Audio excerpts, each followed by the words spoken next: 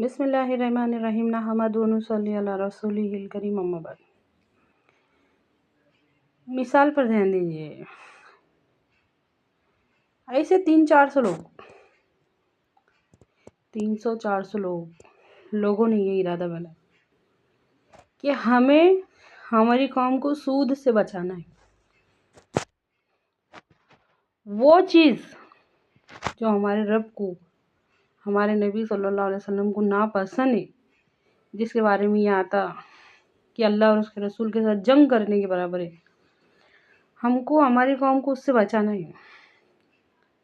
300-400 लोगों ने ये इरादा करे। सोच के देखो, और उस कोशिश में लग गए कि हम ये करेंगे, जिस तरह से भी मुमकिन है लोगों को समझाएंगे, या फिर अल्लाह रब्बुल इज़्ज़त ने इतनी ताकत दी है कि हम सब मिलके, हम 300-400 लोग मिलके हमारे सबके पैसे जमा करेंगे और ऐसे ज़रूरतमंदों में जो एकदम मजबूर हो जा रहे सूद लेने के बाद,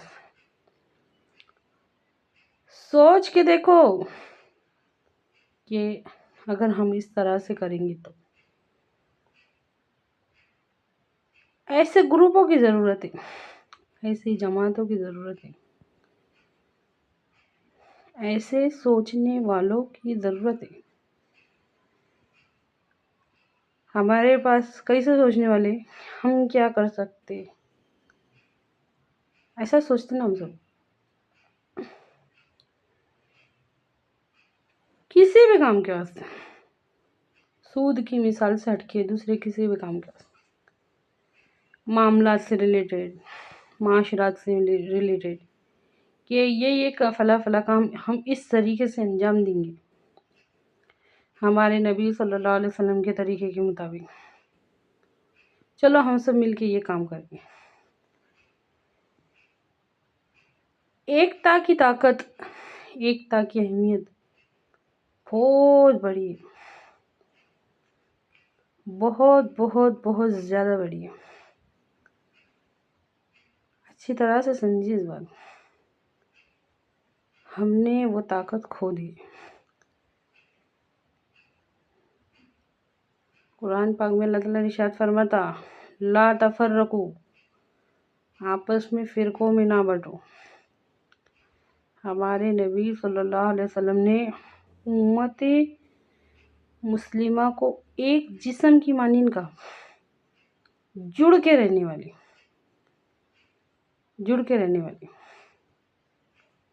अब ज़रा गौर करके देखो, इस तरह के प्लान, इस तरह के इरादे